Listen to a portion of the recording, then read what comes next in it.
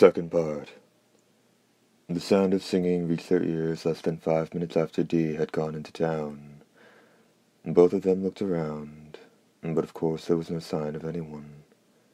There was a phantasmal voice, seeming to come both from the heavens on high and the bowels of the earth. A woman's voice that would hardly be described as beautiful, yet at some point both the idea of searching for the source of the song and that of fleeing to somewhere where they'd no longer hear it vanished from Iriya's mind. The voice was like the threads of a mysterious spider's web, snagging Iriya's and Meeker's brains, digging into them, restricting the movements of the most critical faculties. Turning to Meeker, Iriya said, "Let's go." "Okay." Meeker nodded. His eyes, like hers, were strangely unfocused. Taking the reins, the huntress turned her cyborg horse around, and the two of them began riding back the way they'd come. Before they'd gone 500 yards, a desolate, rocky place appeared to their right. A short time earlier, they'd passed this spot without any trouble. Here and there the rocks were punctuated with dashes of green in the form of such plants as rough bloom, and water-free grass in patches of varying size, but similar shape.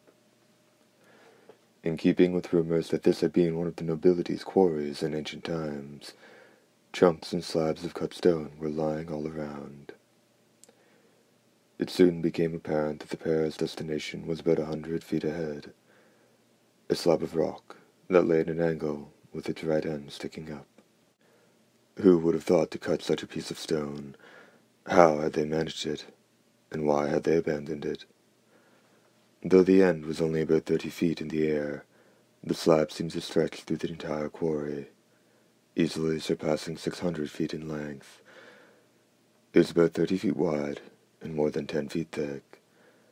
The apparent foolishness of whoever had cut it was overridden by the sense of grandeur the slab inspired, with its mass probably in excess of 300 tons. Even on seeing the beautiful woman seated at the upper end of the slab brushing her hair, the two travelers didn't reveal so much as a wisp of emotion on their faces. Before long, they'd crunch across the rocks to reach the base of the stone slab, at which point the singing seemed to cut off. If a student or a scholar who'd heard the ancient legends had been there, they probably would have been able to recall the name of the siren who sat atop an enormous stone, possessed of a rare singing voice that bewitched those steering their boats up and down the great river below, and led them to reduce their craft to flotsam on the jagged rocks. Dressed in a gossamer robe of silver, the woman had hair so golden, the light of the sun paled by comparison. After standing up and bounding from the stone, she landed lightly in front of the pair. Her robe seemed to go on forever, its folds swaying elegantly in the breeze. "Welcome. My name is Lorelei. I'm so pleased you seem to enjoy my song." Iriya knew instinctively that this woman was evil. Her alluring singing voice, the spectacularly acrobatic entrance she'd made, and more than anything, the sensuousness and air of the supernatural that billowed from her captivating form were proof of that. She had to get Meeker to a safe place so she could counterattack. However, that notion dissolved in the powerful acids of her brain, changing, keeping Iriya from fighting. Still, on seeing the huntress's hand beginning to creep toward the scabbard on her hip, the woman, Lorelei, smiled alluringly. "Even a full-fledged warrior can't move a muscle when he hears my song. You're really something special. It's no use now. Here at once, and you're my slave. Now come with me." The woman took Iriya's horse by the bridle and was about to walk away when she halted. Looking behind Iriya, she said, Can't have any unnecessary baggage. I have no use for you, so I'll do away with you here." Gesturing with one arm to the end of the stone slab she'd occupied, she said, "There's something interesting just over there. See it, and die." Though her tone was businesslike, there was enough seductiveness in Lorelai's voice to make up for it. Even a grown man would do whatever she said with her being under her spell, and no other man would blame him for it. Nodding, Mika got down off the horse. Watching the diminutive figure skillfully scramble up a rock shelf, the beauty, who called herself Lorelei, twisted her lips into an evil grin, and then started down the road Iriya had come by. And as she did, the terrible siren song once again began to issue from her vermilion lips. The same song reverberated in Mika's brain, and as it did, the suggestion he'd just received to see what was over there and die became a powerful compulsion. He didn't have strength enough left to fight it. Reaching Lorelai's slab of stone, the boy climbed to the top and looked over the other side, and there he stood rooted. The scene spread before him. Though interesting, it could hardly be called fascinating. In his present state of mind, nothing Mika saw would move him, but even if he'd been in his right mind, he probably wouldn't have comprehended what he was seeing, or not so much what as where. The rock had been cleanly cut away to a depth of 3 feet, in an area almost 30 feet square. On the midpoint of each side, just beyond the edge of the nearly square depression, were holes for what must have been pillars. And judging by the face that remained on a 10-foot-tall religious icon that stood before the hole on the northern side, this had been, if not a temple, then at least a place for some sort of religious rituals. However, it was undoubtedly something other than this that Lorelei had described as interesting. In the carved-out section were steep stone steps, a huge stone altar, some sort of washing area, and rust-covered machines whose purpose was unknown. And bizarre creatures were wriggling on or around all of these things.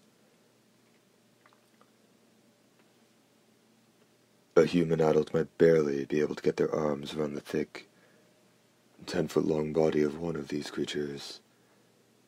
In form, they resembled colossal leeches, while their supple movements called to mind a smaller version of the great worms. There seemed to be dozens of them, and the way they writhed in the sunlight, twitching and twisting, was so horrible it would have caused the boy to run away screaming, had his will been his own. In fact, Mika's feet became rooted for an instant, Lorelai's suggestion forgotten. However, it was only for an instant, and erasing the vision of terror that filled his eyes, the boy walked toward the awful workroom of death without further hesitation.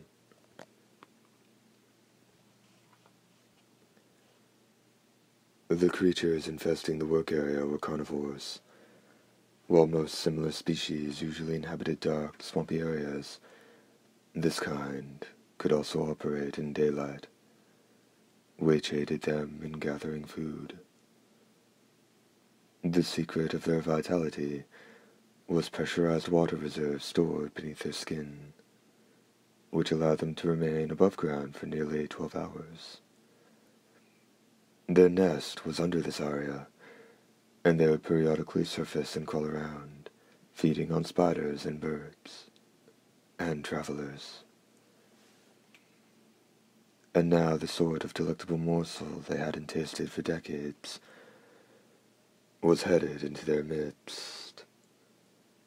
Their olfactory senses caught the odor of their prey, Sensors in their skin cells felt the vibrations of feet making contact with the ground. Their hearing made out the footsteps.